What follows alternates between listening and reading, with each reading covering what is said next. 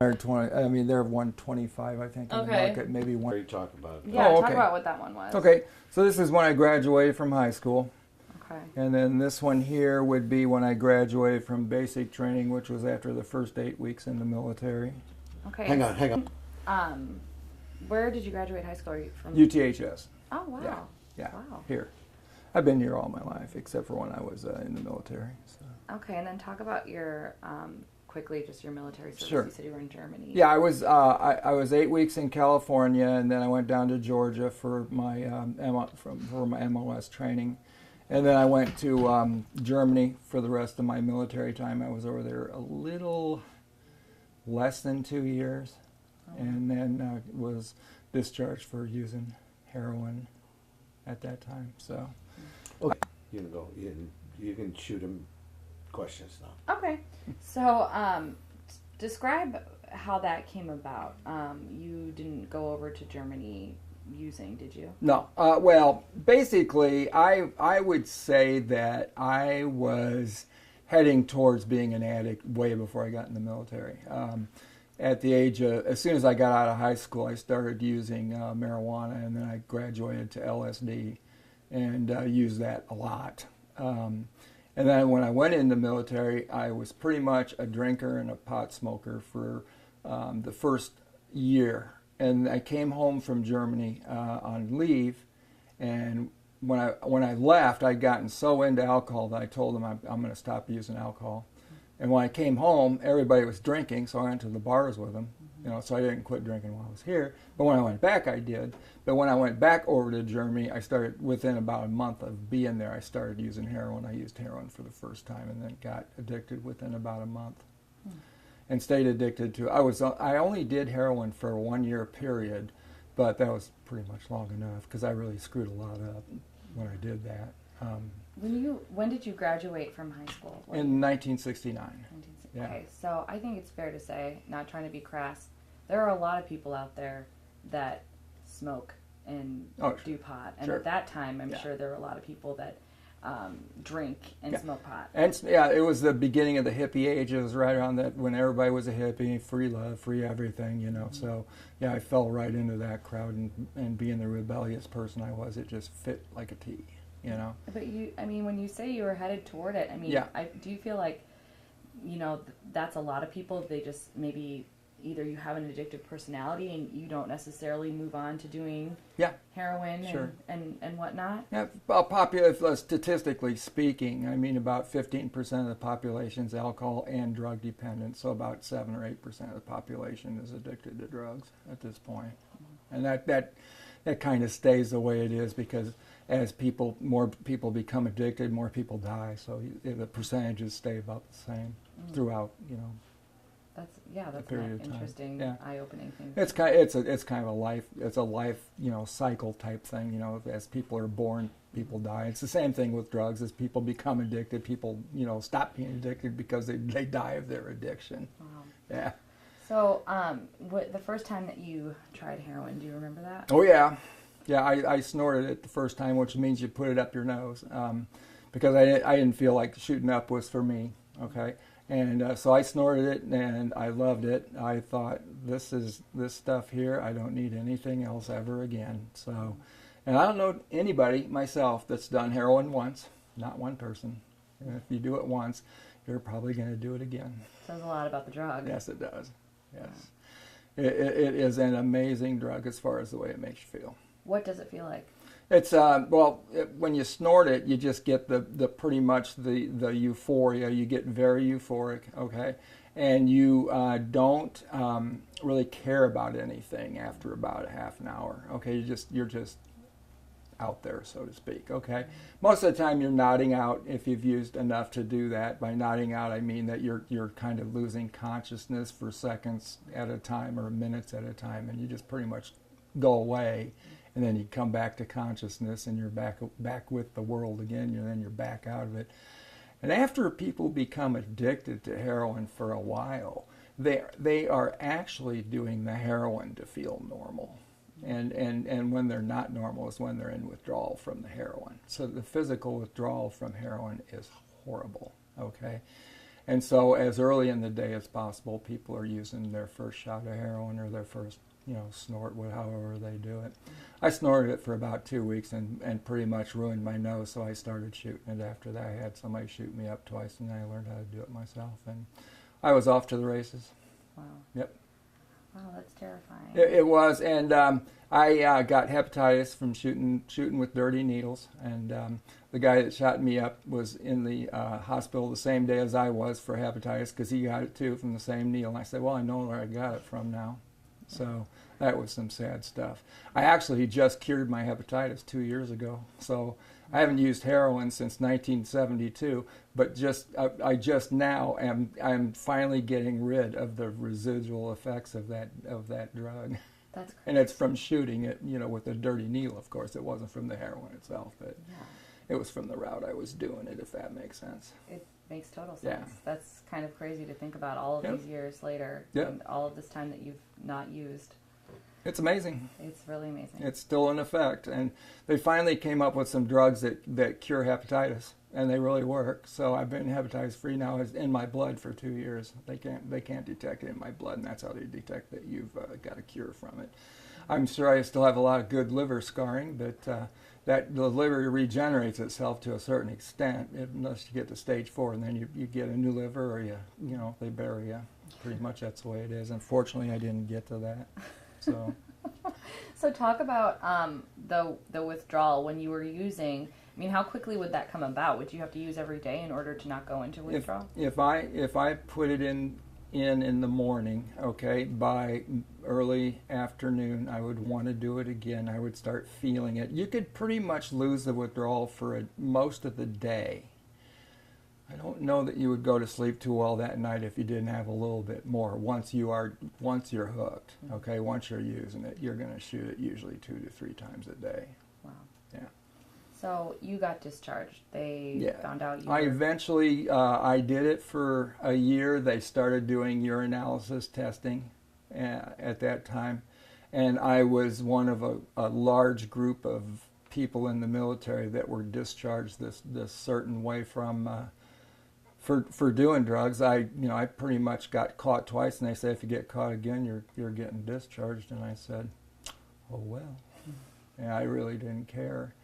And the other thing was that you got they gave me a choice of a general under honorable conditions or 3 years in the brig, and I said, gee, give me that discharge. I'll go ahead and take the general under honorable. And then they found out, I guess 3 to 5 years later, I can't remember exactly how long it was, but they determined that the way that they were discharging people wasn't constitutional, so I got an honorable discharge out of it anyway. Well, that's good. It's good, but I still, that's one of the big things I regret is being discharged from the military that way, because the military wasn't a bad place to be. I could have actually spent 20 years in there and had a much better life going for myself, but I wasn't in the position to think that way at that time, if that makes sense. No, it makes perfect sense. Yep. And then I came back, and after I got out of the military, they put you through a 4-week-long detox program between when they discharge you and when they finally release you to the street. You're in various hospital situations, and the first one's a 2-week lockdown. You're locked in. You're not going anywhere. They don't give you any medication or anything. They say have fun with your withdrawal, and you go ahead and withdraw for physically for a week, and another week it's pretty psychologically and emotionally traumatic, and then you're kind of on the way to being all right. All right. So it was a month-long detox out of the military, and then I was put on the street again and decided I wouldn't use heroin anymore and became alcoholic again and drank for another 4 years, and then I stopped everything. So I stopped everything in 1976. And I had one relapse in '77, and then I haven't had anything since then. A heroin relapse? Oh no, I had it was alcohol. Yeah, I haven't used heroin since. So you were able to not relapse on heroin, which is huge. Correct. Yes. Yeah, I didn't, and I think the biggest reason I would say that I didn't relapse on heroin was because my environment changed so much. Okay, I came back here. And I knew some people that were using heroin. I stayed away from them. I got asked twice, and I said, under no circumstances, please do not ask me that question again. Okay? But I drank and still smoked pot, for another 4 years. till I went through treatment. So I didn't. I was in kind of a treatment type of setting that was an outpatient deal in the military. It wasn't working too well because I was still smoking hash and stuff every day. And so, when you use other drugs while you're trying to get off a drug, you're really not discontinuing your drug use, if that Just makes finding sense. a new, Right. finding a new Just addiction. replacing it, but there's not a very good replacement for heroin anywhere. So withdrawal, that is not only dangerous, heroin withdrawal, but Yeah. you did it with no. No would help at all. Describe what you went through. Oh, it's very painful, cramping in your stomach and your legs. You have water pouring out every hole in your body, to be quite blunt about it. And you're there's tears coming out, there's sweat coming out, you have diarrhea, you're peeing every 15, 20 minutes because you're thirsty as heck, so you're drinking a lot of water. Your nervous system is on edge. You're just hyper in your nervous system. All right, and you don't sleep. There is no sleeping when you're in heroin withdrawal. You stay awake. I was completely awake for 2 days, and the third night I finally got some sleep.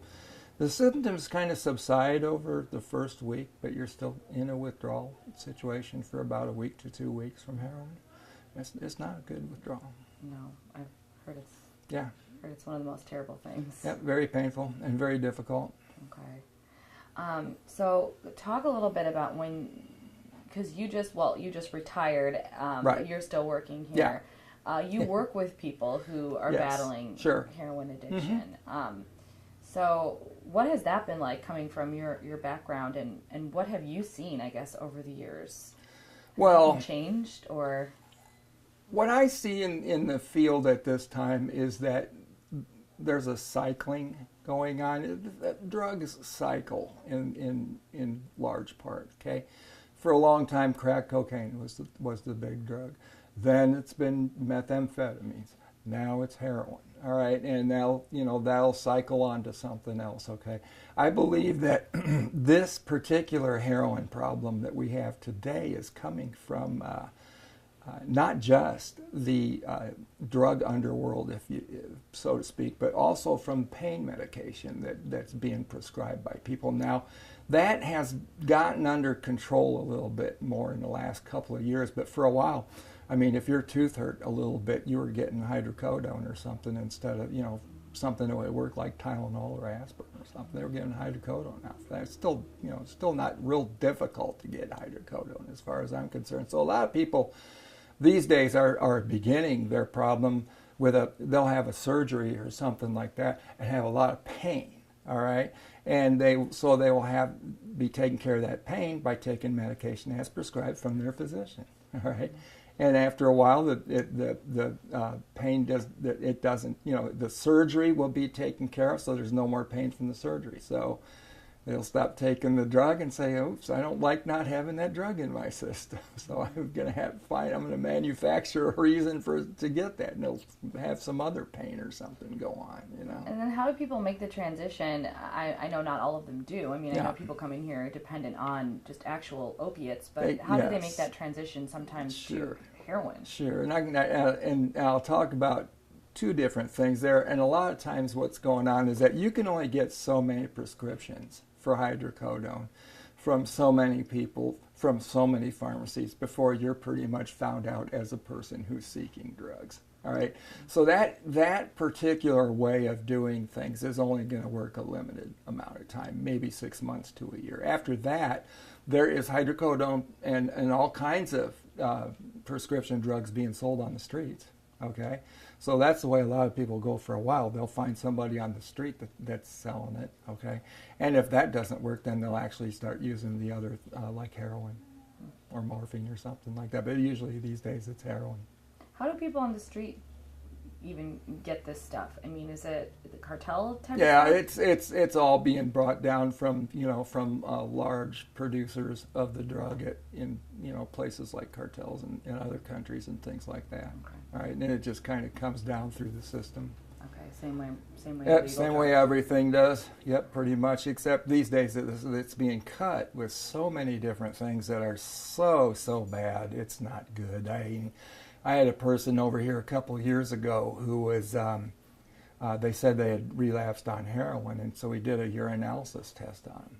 They didn't test positive for heroin. They tested positive for diazepam drugs, which is like a Valium. Oh, yeah. So they are using like Valium type drugs, diazepam drugs, to cut heroin these days, to cut the potency. Okay, and actually people are using more diazepam than heroin sometimes. And the withdrawal from that stuff is not good. Plus, the overdose factor becomes much more significant when you have another potent drug like that in with the heroin. They're also using fentanyl, which is a prescription drug. Okay, they're cutting heroin with fentanyl. That's where a large amount of your overdoses are coming from. It's from the fentanyl these days. That's what I'm hearing. Yeah, and we had a case just this last weekend where a person had used heroin. They were told it was heroin, and they did a toxicology because a couple people OD'd on the stuff, and it was 90% PCP, animal tranquilizer. You know, yeah. So it's being cut with a lot of different things these days, and don't ask me where that's coming from or why that's happening. I can't figure that one out personally, but it just means not it's more good. dangerous. Yes. Yeah. Yep, and I don't know that there is a significantly larger amount of people becoming addicts, but there's a significantly larger amount of people dying from overdoses, and that's where a lot of the attention's coming in these days. I believe that there's probably been percentage-wise the same amount of addicts for a very long time. They just haven't been dying the way that they're dying now. And now people are taking notice. And people are taking notice because of those deaths. Yeah, and it's high time That's they why did. Took notice. That's right. Talked to the coroner, and he said we've had 5 deaths, in the last 2-3 weeks. Yep. And it's the fentanyl. Yeah. So that might not be different. The amount of people addicted may not be different. Sure. But you kind of did describe a different kind of addict. I mean, when you talk about, the hippie generation Yep. and getting involved, I mean, Yep. that is really, one kind of addict. But Yes. now we're talking about people from very different walks of Sure. life. Oh. People with families. All walks of life. Mm-hmm. Yes, we treat many different people from many different areas of life, and there's no prejudice with heroin. It affects everybody these days, and that's different. That's different than like 15, 20 years ago. All right, and I believe that is the pain medication relationship to things. They start on pain meds and eventually go to the stronger opiates. So you talk to these people, having worked so closely with them, with those different types of people. Like, for example, I don't know if you could give me an example, but how does it affect their life so much differently, than it would maybe somebody in their early 20s that really doesn't have anybody depending on them? Right. These people, Yep. some of these people are older, or they're young mothers, I Sure. would assume. I mean, Oh, yes. they must describe Yeah. the way it impacts their families. Well, they do. There's significantly huge impact. Like many times, they're losing their families. They're losing their children. They're becoming divorced, or there's a threat of divorce happening, and a threat of you're not going to get custody of your children because you're an active user. And a lot of times, that's actually the thing that gets them into treatment in the first place is that threat. Okay, because they finally figure out, if I don't stop doing this, I'm going to lose what I have here, and this is not good. All right, and the other thing is that this stuff is not free. It costs a lot of money. Unless you are independently wealthy, you're going to end up having to do something that's not legal in order to get your drug of choice.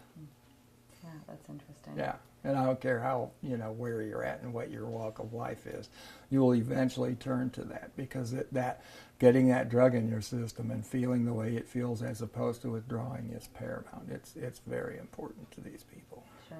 Yeah. So if we were in a room with like 100 people, there would be people there that we would not expect that are likely addicted Sure. to heroin. Yeah, an opiate. Yeah, a person who's addicted to opiates if they take the right amount, you'd never know they were under the influence of anything. So looking at their eyes, you can look at their eyes and pretty much pinpoint it because their eyes are pinpoints. Okay, but other than that, they're going to be acting very normal, and they're only not normal when they're in withdrawal or when they take a little more drug than they wanted to take, and or needed to take. And sometimes they want to get a little more high, so they'll take more. But other times, like I said, it's getting normal is what they're doing.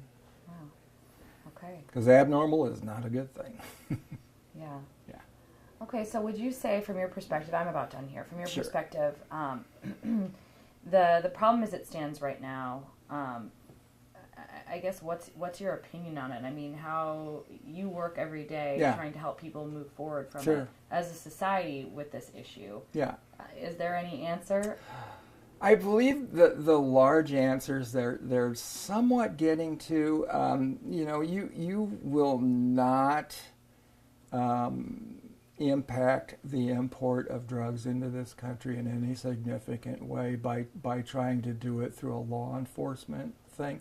There's just too many ways to sneak drugs in that's not going.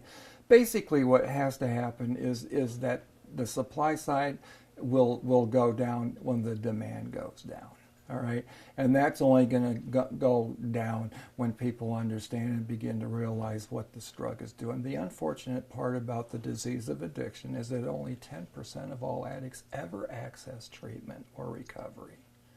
That means 90% of the addicts out there never get the opportunity to go through a treatment program, and that's a sad number to me. All right.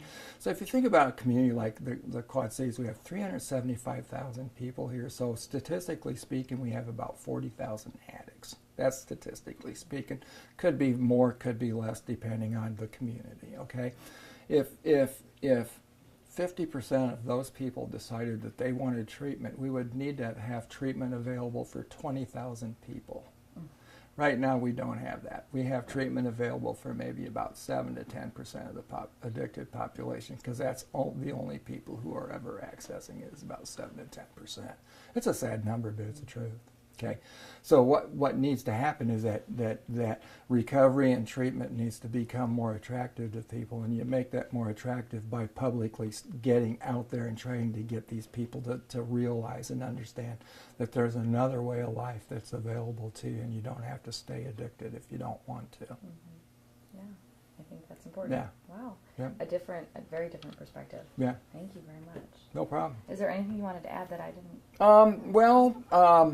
Did you want any more explanation on this junk? Yes, but I'll let Mo set up how he's.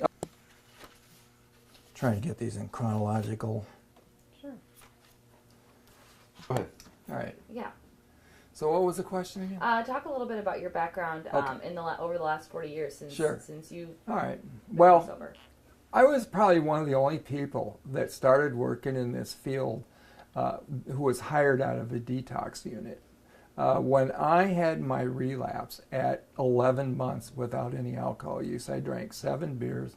I went into detox. I got out of detox the next day. And before I got out, they asked me what I was doing for a job. And I told them, they said, well, how would you like to work here? And my mouth about hit the floor. I said, I'm in detox? They're like, well, let's let bygones be bygones. And they explained why they wanted me to do it, and I said, okay, I'll give that a shot. So I started working as a technician, an addiction technician, which just took care of people and didn't counsel. 3 years later, I started counseling in 1980, so I've been counseling people since then. I worked at Riverside until '96, so I worked there for 19 years at Riverside, and then I've been out here at the halfway house since then, so 20 years in the halfway house. So I always tell people I was in treatment for 19 years and now I'm in a halfway house. That's what I tell people. So yeah, working with just tons and tons of different people over that period of time. In 1993, I started specializing in what's called relapse prevention, which is working with folks who kind of will need more than one treatment attempt.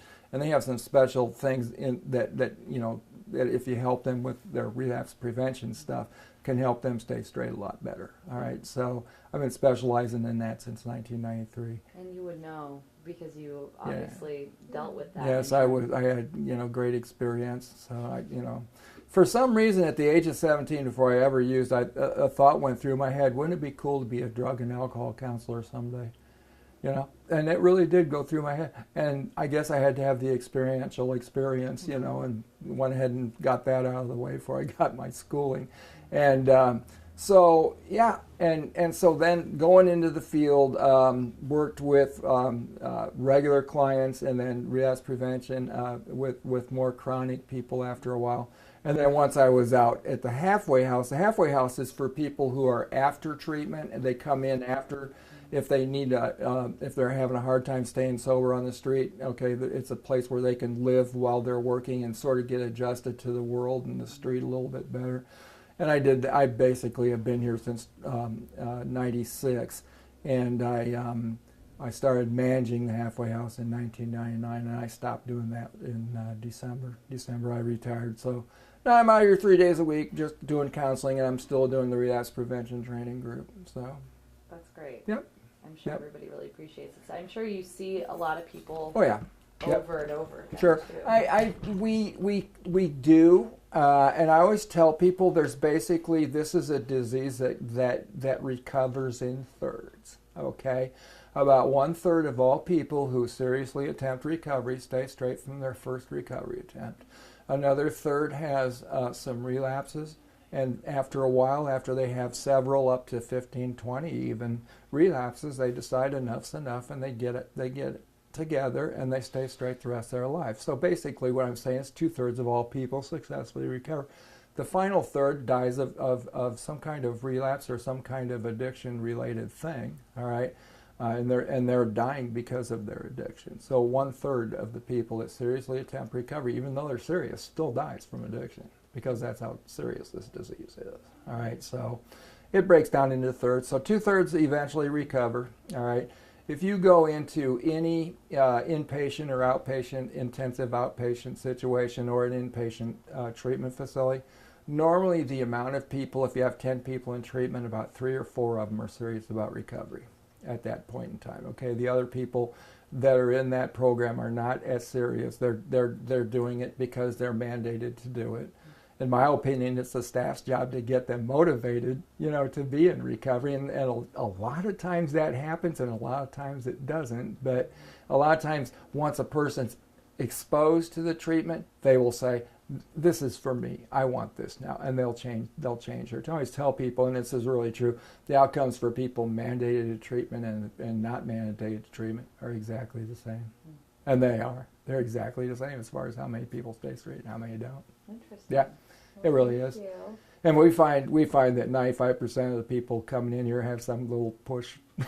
Yeah. Anyway, you know what I mean, and one way or that can be the a other. good thing, Yeah. or it can be the reason why they're not successful. I Yeah. assume. Because You gotta want it. You do. I've always, there's this joke. How many counselors does it take to change a light bulb? One, but the light bulb really has to want to change. So.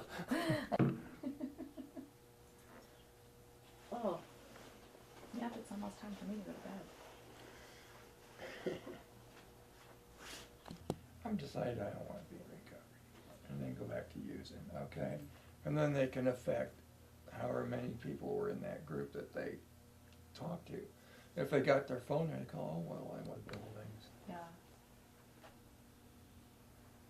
The one straight back there is the residential extended care, which we call halfway house. Okay. Gonna make it in Vietnam, and I couldn't because of my vision. Oh. Okay, I could hit a target 300 yards out during the day. At night, I couldn't see 25 yards because I got really bad 2200 vision in this eye and 20/20 this one. What did you do in Germany? I was a switchboard operator. 'Cause I have telephone, like a communication Okay. type of deal. I have a family friend who was in Germany about the same time. Okay. And he was doing something. He was like a police. He ended up being. Wow. That means if there weren't alcoholics, there wouldn't be breweries. There wouldn't be an industry. Oh my gosh. Yep, they are fully supported. 70% for so that's on the other stuff, because they're not, it's not publicized. It's not legal, so you can't statistically look at all that crap. You That's know what I true. mean? That stinks. That's awful. Oh man. I Should've would've got been his haircut. Yeah, you should. Can't get a doctor writing a prescription.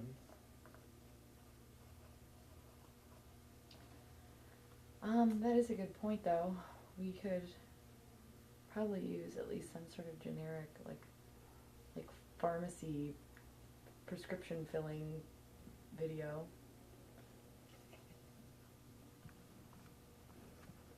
When is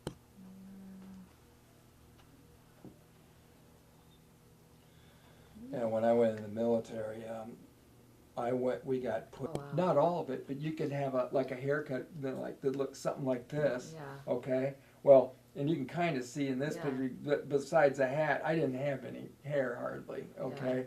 Because at Lewis, they were, you know, 4 stripes or 4, you know, things and you were done. And, God, so everybody was down at Fort Ord, everybody knew who the guys coming from Fort Lewis were because they didn't have any hair. Yeah. It wasn't too bad, but it was, I felt something and I woke up in the morning and my shoes were walking down the, you know, thing by themselves and I said, I'd never seen it outside, like Yeah. actually seen the Yeah. ground or anything. And I don't think that was even a bad one. I just remember it for some reason, I think, because I was a kid. You've got quite a story. quite amazing actually. Yep. Lucky to be alive.